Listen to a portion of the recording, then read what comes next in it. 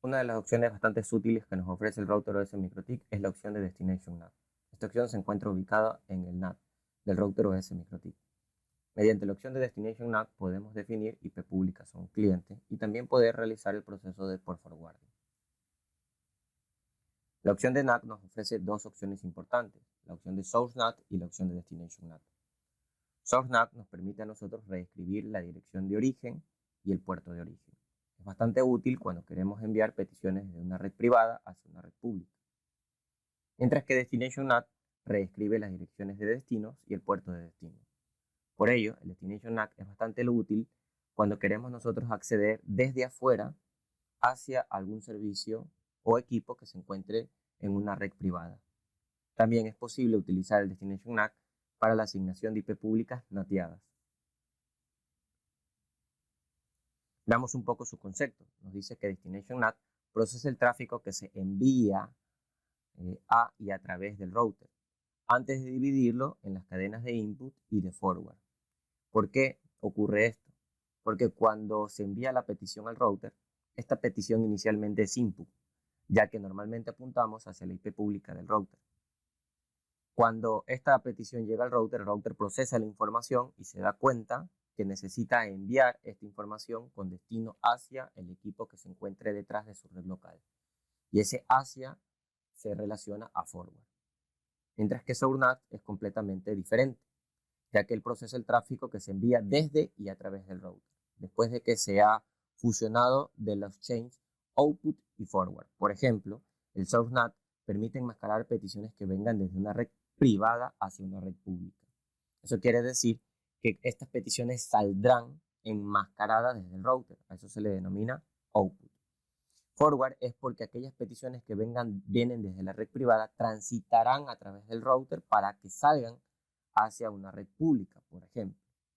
Veamos un poco en qué lugar se encuentra ubicada la opción de Destination NAT.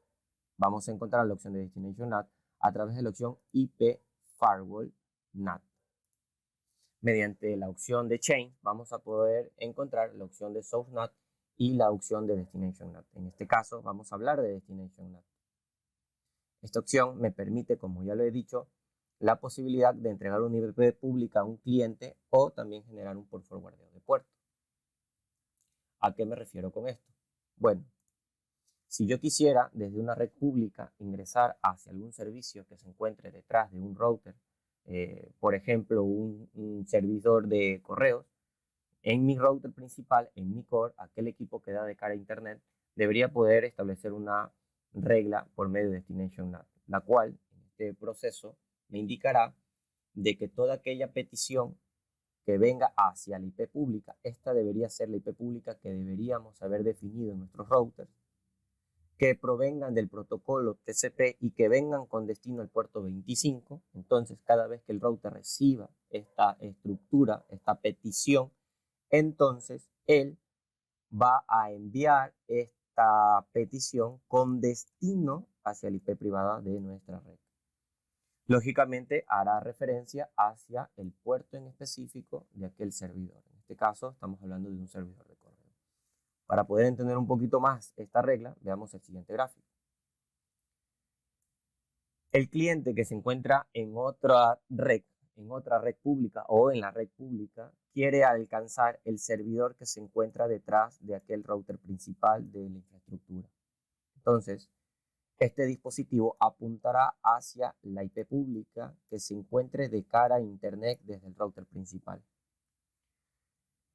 Esta petición inicialmente tendría el origen de la IP pública por donde se encuentra enmascarado dicho host, con destino hacia la IP pública que haga referencia hacia el router principal, sumándole los puertos de servicios al cual tú quisieras alcanzar.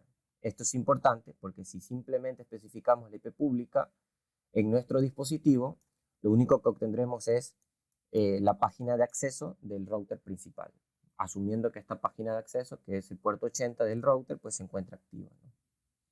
Por eso es importante, aparte de especificar la IP pública, especificar al puerto, porque mediante esa información el router recibirá esta petición, ¿sí? Él dirá me está llegando una petición a mi IP pública, pero que se relaciona al protocolo TCP y que vaya con destino a este puerto. Y cuando él hace match de esta información, entonces, en ese instante, el router procederá a enviar esta información hacia aquel destino local que se necesite encontrar.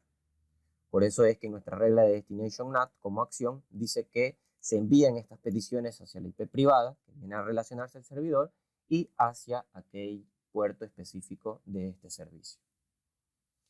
A esto se le relaciona, por ejemplo, al port forwarding, ¿no? Esto es muy parecido cuando hablamos de poder asignar una IP pública a un cliente. Si yo quisiera asignar una IP pública a un cliente, yo tendría que definir como primer parte importante la IP pública que quisiese definirle al cliente. Lógicamente, esa IP pública debe estar configurada previamente en mi interfaz pública. Por ejemplo, la WAN de este router es la Ether 1. Eso quiere decir que yo voy a especificar una pública de las que me ha entregado mi proveedor de servicio de Internet. En este caso, vamos a utilizar la siguiente, 190.113.41.3. Una vez que ya tengamos la pública que quisiésemos asignar al cliente, pues bueno, vamos a decir que todas aquellas peticiones que vengan hacia esta IP pública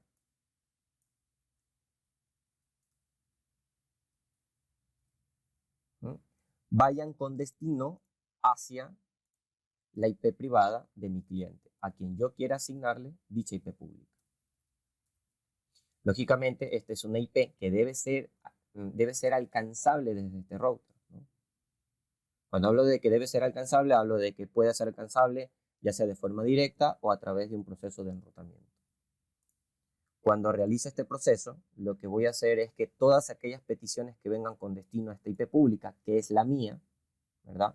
Perdón, es esta, la IP pública mía que he especificado para asignarle a mi cliente, serán enviadas estas peticiones hacia la IP privada de aquel cliente a quien yo le quiera asignar dicha IP pública.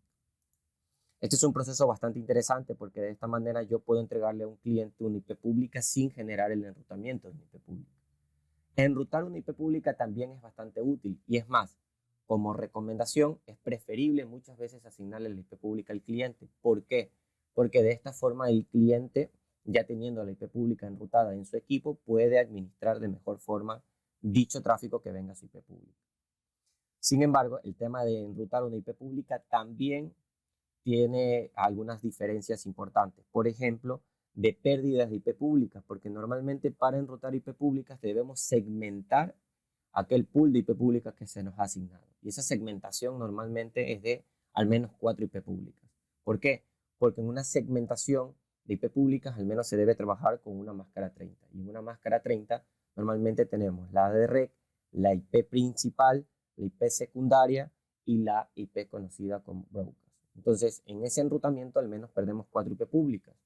También podemos asignar una IP pública a través de túneles PPPoE, que también puede ser válido. Sin embargo, va a depender mucho de la infraestructura que estemos manejando dentro de nuestras redes.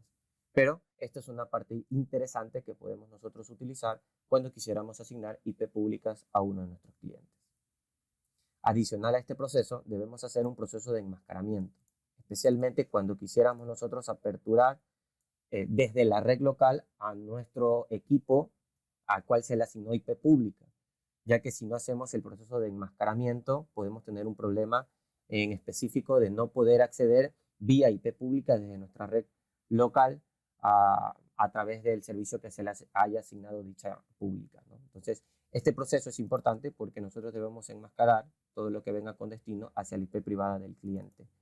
Y de esta forma podemos asegurar que el cliente pueda aperturar su servicio al cual se le haya asignado la IP pública desde una red privada.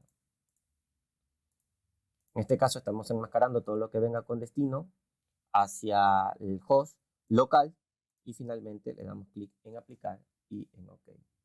Estas dos reglas permitirán asignarle una IP pública y que puedan acceder a los servicios desde afuera con dicha IP pública y que puedan acceder desde la red local también por medio de su IP pública.